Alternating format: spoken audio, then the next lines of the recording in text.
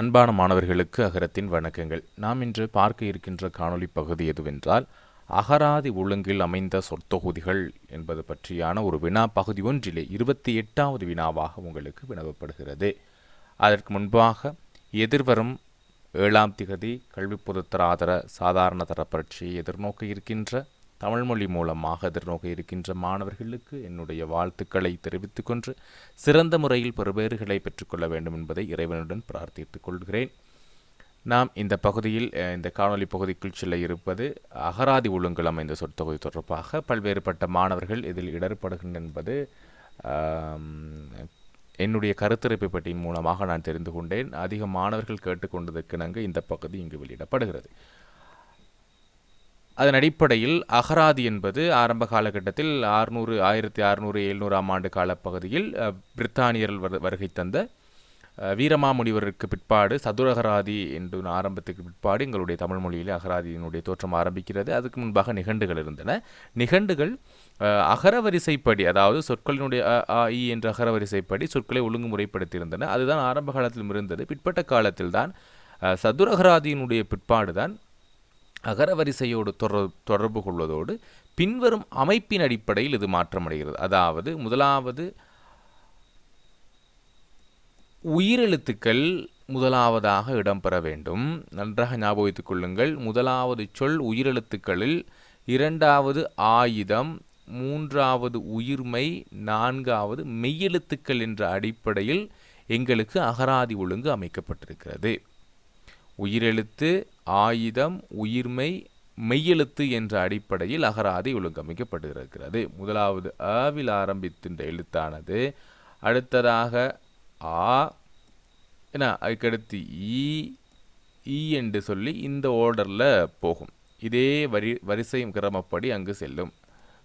இவ்வாறு செல்லுகின்ற இந்த ஒழுங்கானது அடுத்ததாக அவிலடுத்து அக் என்றது ஆரம்பிக்கும். அக் இவ்வாறு முடிவடைந்ததன் பிற்பாடாக எங்களுக்கு ஆரம்பிக்கின்ற எழுத்து உயிர்மை எழுத்தாக ஆரம்பிக்கும். அடுத்து இந்த உயிரெழுத்துக்கள் முடிவடைந்து அடுத்து ஆயுதம் முடிவடைந்த பின்பு அடுத்த எழுத்து எங்களுக்கு கவில் ஆரம்பிக்கிறது.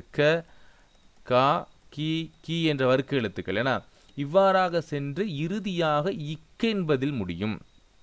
இறுதி எழுத்து கா, கி என்று சொல்லி இக் என்று முடிந்து மீண்டும் எங்களுக்கு ஆரம்பிப்பது ங.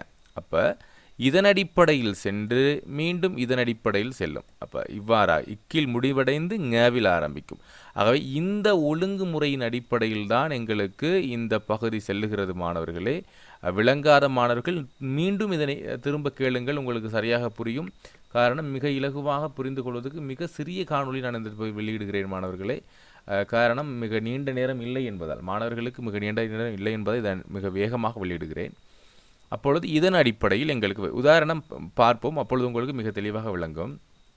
இங்கே பாருங்கள்.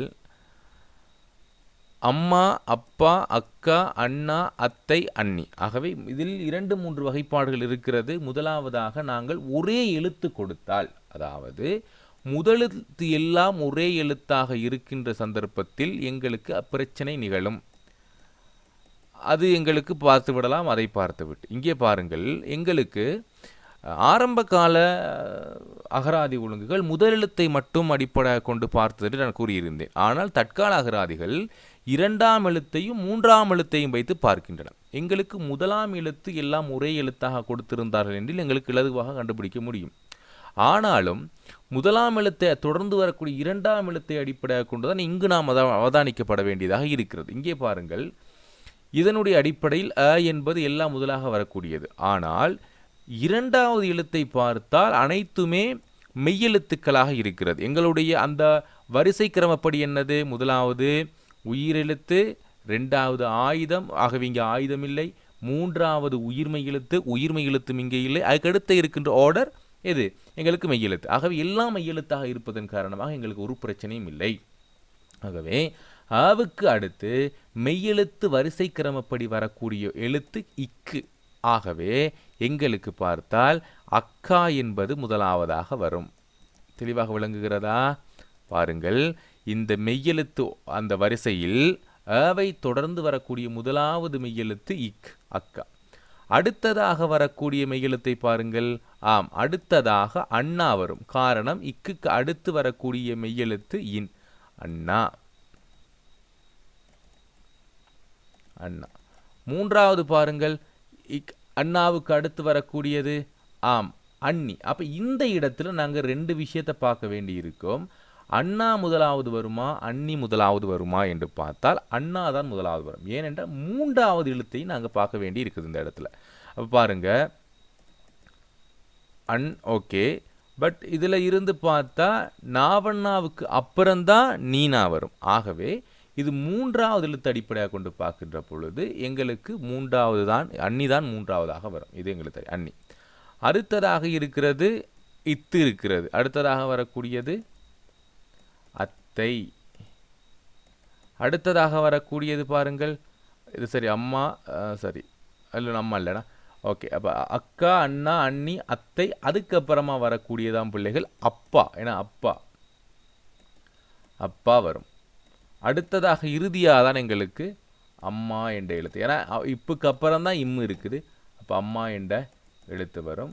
இவ்வாறு உயிரெழுத்துக்கள் மெய்யெழுத்துக்கள் உயிரெழுத்துக்கள் ஆயுதம் உயிர்மை அதுக்கடுத்து மெய்யெழுத்துக்கள் என்ற வரிசையினுடைய அடிப்படையாக வருகின்ற பொழுது எங்களுக்கு மிக இலகுவானதாக இதுதான் எங்களுக்கு ஓர்டராக இருக்கும். 1 இது 2 இது 3 இது 4 இது 5 இது 6.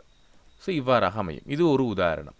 அடுத்ததாக பாருங்கள் மாணவர்கள், 2020ஆம் ஆண்டு எங்களுக்கு கொடுக்கப்பட்டிருக்கின்ற இந்த வினாப்பத்திரத்தை பாருங்கள். இந்த ஒழுங்கு 2020ஆம் ஆண்டு வினா பகுதியை நாங்கள் பார்த்தோம்னா 28வது வினாவை பொதுவாக எங்களுக்கு இந்த அகராதி ஒழுங்குல வந்து ஒரு வருடம் கேட்கப்படும் ஒரு வருடம் கேட்கப்படாது. அதன் அடிப்படையில் 28வது வினாவாக இது இடம்பெறுகிறது. இங்கு இடம்பெற்றிருக்கக்கூடிய இந்த பகுதியில் பார்த்தோன்னு சொன்னால் எங்களுக்கு முதலாவது சொல்லானது முதலாவது இந்த சொற்கூட்டமானது க வரிசையில் வரக்கூடிய வர்க்க எழுத்துக்களில் ஆரம்பித்திருக்கிறது. இரண்டாவது வ வரிசையினுடைய வர்க்க எழுத்து, மூன்றாவதுடைய த வரிசை வர்க்க எழுத்து, நான்காவது உயிரெழுத்துக்களினுடைய வர்க்க எழுத்தில் வந்திருக்கிறது. வர்க்க எழுத்தில் ஏகாரத்தில் மட்டும் ஆரம்பிச்சிருக்கிறது. இப்போ எங்களுக்கு எல்லா வினாக்களுமே குழப்பமாகத்தான் இருக்கும். க வந்திருக்கு, க கா கு. அப்போ முதல் எழுத்து எல்லாமே சரி, முதல் எழுத்து எல்லாமே எங்களுக்கு இந்த வரிசை சரி. இங்கும் வ சரி, இங்கும் வ சரி, இங்கே வா சரி, அதுக்கடுத்து இது வி. இந்த வர்க்க எழுத்துக்களுடைய ஓர்டரும் சரி. இங்கேயும் பார்த்தா த சரி, இங்கும் த, இங்கும் தா, அங்கடுத்து தா, அதுக்கடுத்து இங்கு ஏ ஏ ஏ ஏ என்று தான் வந்திருக்கிறது. இப்போ இதுவும் சரி. இதில் எப்படி இப்போ நாம் கண்டுபிடிக்கலாம்னா இரண்டாவது எழுத்துக்களை நாங்கள் பார்ப்போம். இப்போ நாங்கள் பார்க்கக்கூடியது இரண்டாவது எழுத்து. இரண்டாவது எழுத்தை பார்த்தீங்கன்னா கள்ளம் என்று வந்திருக்குது. அப்போ கவுக்கு அப்புறம் வந்திருக்கக்கூடிய சொல் இல்லு வந்திருக்குது சரி. ஆனால் இங்கே ரெண்டாவது பார்த்தீங்கன்னா ரெண்டாவது சொல் ப வரிசையில் வந்திருக்குது. அப்படின்னு சொன்னால் இல்லுக்கு பின்னாடி இது வந்திருந்துச்சுன்னு சொன்னால் இங்கு பிழை. ஏன்னா இப்போ முதலாவது வந்திருந்தா இது சரி. அப்போ இதுக்கு பிறகு என்ன வந்திருக்கீங்கன்னா ப வந்திருக்குது, அந்த விட பிழை. அப்போ கள்ளத்துக்கு பிறகு இது வரக்கூடாது. ஏன்னா இதுக்கு முன்னாடி உள்ள எழுத்து அப்படிங்கிறனால இதுக்கு பின்னாடி தான் வந்திருக்கணும். ஏன்னா மாறி இருக்கணும். அடுத்து காடுன்னு பார்த்தீங்கன்னா காவன்னா கா சரி ஓகே. 2 பாருங்கள், இதுக்கு முன்னாடி உள்ள எழுத்து இந்த ஓர்டரில் வருமா? எல்லாம் இங்கே இப்படியால் தான் போகும், பட் இப்படியால் இங்கிட்டு வந்திருக்கு. அடுத்து ர பாருங்கள், கூவரிசையில் வந்து ர வந்து மீண்டும் இங்கே வந்திருக்கு. அப்போ இது ஒரு ஓர்டரே இல்லாமல் அங்கும் இங்குமாக வளைந்திருப்பதனால இது இங்கே வராது. அப்போ இது விட பிழை. ரெண்டாவது பார்த்தீங்கன்னா வரம்பு ரைட். வ வரிசையில் முதலாவது ர வரிசை வந்திருக்கு. அப்போ வ எல்லாமே ஓகே தானே. பட் என்ன பார்க்க வேண்டியிருக்கு? அடுத்து இரண்டாவது எழுத்தை தான் நாங்கள் பார்க்க வேண்டியிருக்குது. இரண்டாவது எழுத்தை பார்த்தோன்னு சொன்னால் வரம்பு இந்த ர வந்திருக்குதா? ஓகே, இந்த ர வந்திருக்கு. அதுக்கப்புறம் பார்த்தீங்கன்னா ஏ வந்திருக்கு. அப்போ இந்த விட பிழை. ஏன்னா ரவுக்கு முன்னாடி தான் வந்திருக்கணும் ஏ, ஆனால் ஏ வந்து ரவுக்கு பின்னாடி, இந்த ரவுக்கு பின்னாடி வந்திருக்குங்கிறனால இந்த விட இங்கனையே பிள்ளையாக எங்களுக்கு தெரிஞ்சிருச்சு. இப்போ பிரச்சனையே இல்லை. அதுக்கடுத்து பாருங்கள் ச வாவண்ணாவுக்கு அடுத்து ச வந்திருக்கு. அப்போ இங்கே வந்திருக்கு. ஏன்னா வீடு. அப்போ இது வாவண்ணா ஓகே, பட் இந்த விட பிள்ளை இல்லையா? வேவுக்கு அப்புறம் ரவுக்கு அப்புறம் ஏ வரும். ஏ வயல் வரம்புன்னு வந்திருக்கலாம், ஆனால் வரம்பு வயல் என்று வந்தது எங்களுக்கு பிள்ளையாக இருந்திருக்குது. அடுத்து பார்ப்போம்.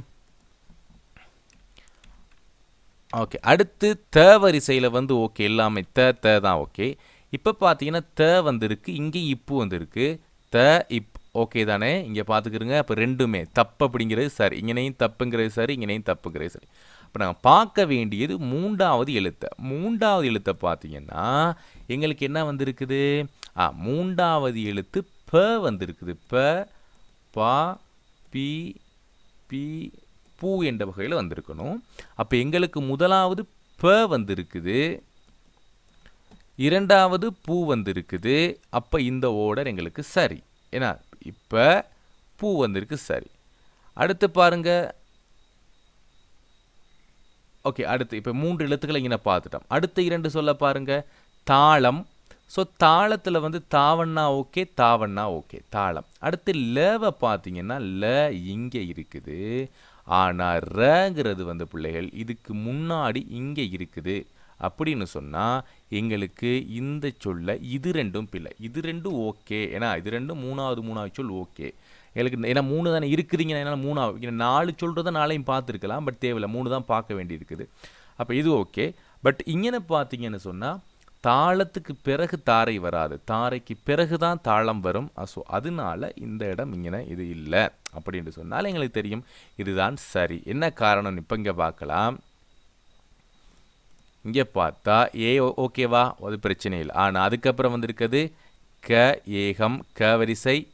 அதுக்கடுத்து க வரிசையிலேயே இப்போ க வரிசையிலேயே நாங்கள் பார்த்தோம்னு சொன்னால் இங்கே வந்து பார்த்தீங்கன்னா க கா கி கி கு கு என்று வந்திருக்கும். ஏன்னா இதில் முதலாவது என்ன வந்துருச்சு எங்களுக்கு? இப்போ க வரிசையில் க, ஏ என்னாக்கு அப்புறம் க, அதுக்கப்புறம் ஏகாந்தம் கா, ஏகுதல் என எழுத்துப்புல வந்துருச்சு பிள்ளைகள், அதான கொஞ்சம் மாத்துறேன்.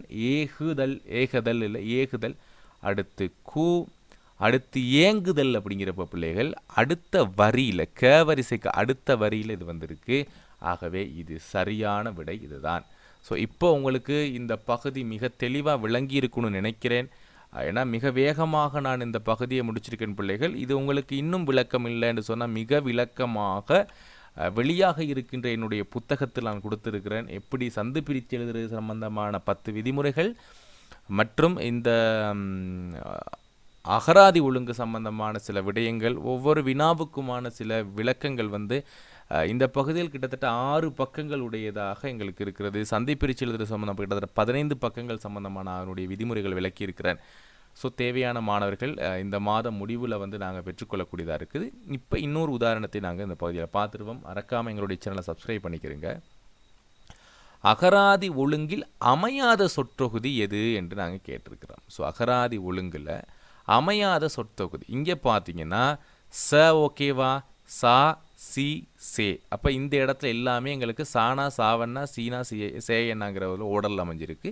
ஸோ எங்களுக்கு இது பிரச்சனையே இல்லை, இது ஓகே. ஏன்னா இது முதல் எழுத்தே எங்களுக்கு சரியாக இருக்குது. அப்போ இந்த ஓடர் ஓகே, அப்போ பிரச்சனை இல்லை. ஏன்னா இங்கே 2வது எழுத்தை நாங்கள் பார்க்க வேண்டிய இல்லை. ஏன்னா ஒரே எழுத்தாக இருந்தால் இங்கே ச ச ச சன்னு இருந்தால் தான் நாங்கள் 2வது எழுத்தை பார்ப்போம். இங்கே ச சா சி சே என்று அந்த ஓடரில் இருக்கிறனால இங்கே பார்க்க மாட்டோம். அடுத்து இது ஓகே. 2வது உதாரணத்தை நாங்கள் பார்த்தோன்னு சொன்னால் இங்கே பாருங்கள். இது கொஞ்சம் குழப்பமானது. கத்தி, கோடரி, அடுத்த எழுத்து பாருங்கள். இப்போ கவுக்கு அப்புறம் எனக்கு என்ன எழுத்து வந்திருக்கு? ச எழுத்து வந்திருக்கு. ஓடர் சரியானா ஓகே, ஓடர் சரி. ஏன்னா சுத்தியல், அதுக்கப்புறம் என்ன எழுத்து வந்திருக்கு? ம எழுத்து வந்திருக்கு. அப்போ இந்த ஓடர் எங்களுக்கு சரி, கொடுக்கப்பட்டிருக்கிற ஓடர் எங்களுக்கு சரி. அடுத்து பார்த்தீங்கன்னா படிப்பு, புத்தகம், பென்சில், பேனை. அப்போ இதுவும் எங்களுக்கு சரி. ஏன்னா பானாவில் வந்திருக்கு, எல்லாமே எங்களுக்கு பிரச்சனையே இல்லை. பானா, பூனா, பேனா, பேயனா என்ற அடிப்படையில் வந்திருக்கு, இதுவும் சரி. ஆனால் இங்கே பார்த்தீங்கன்னா இதுதான் எங்களுக்கு இப்போ பிழையான விடையாக இருக்க போகுது. ஏன்னு பார்க்கலாம். இதை கொஞ்சம் நாங்கள் வீஎன்னா முதலாவது வந்திருக்கு, வீணை. முதலெழுத்து சொற்கூட்டத்தை பார்ப்போம். வீணை இந்த இது வந்திருக்குது. அடுத்து பார்த்தீங்கன்னு சொன்னால் எங்களுக்கு இதுக்கு பின்னாடி தான் வந்திருக்கணும், ஆனால் வந்திருக்கிறது இதுக்கு முன்னாடி உள்ள எழுத்து பாக்கு. அதுக்கு முன்னாடி பார்த்தீங்கன்னா நெற்றி, அதுக்கு முன்னாடி பார்த்தீங்கன்னா தந்தம். அப்போ இப்படி எல்லாமே முன்னாடி வந்திருக்குது. அப்போ எங்களுக்கு அகராதி ஒழுங்கில் அமையாத சொற்றொகுதி பார்த்தீங்கன்னா எங்களுக்கு இதுதான். ஸோ பிள்ளைகள், உங்களுக்கு தொடர்ந்தேர்ச்சியாக பல புத்தகங்கள், என்னுடைய புத்தகங்கள் வெளியாக இருக்கின்றன. இந்த பல்தேர்வு வினாக்கள் தொடர்பான மற்றும் கடந்த கால வினாக்கள் தொடர்பானதும் உங்களுக்கான ஒரு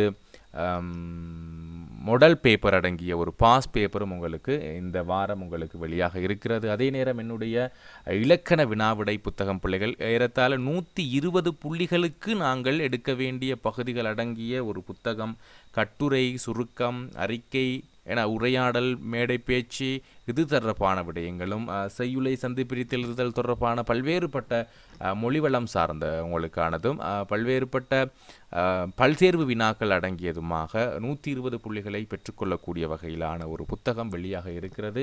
தேவையான மாணவர்கள் சில தினங்களில் நீங்கள் சில வாரங்களில் நீங்கள் அதனை பெற்றுக்கொள்ளக்கூடியதாக இருக்கும் என்பதை கூறி மீண்டும் இவ்வருடம் கல்வி பொதுத்தராதர சாதாரண தர பரீட்சை எழுதக்கூடிய மாணவர்களுக்கு வாழ்த்துக்களை கூறி இந்த காணொலியை நிறைவு செய்கிறேன். நன்றி, வணக்கம்.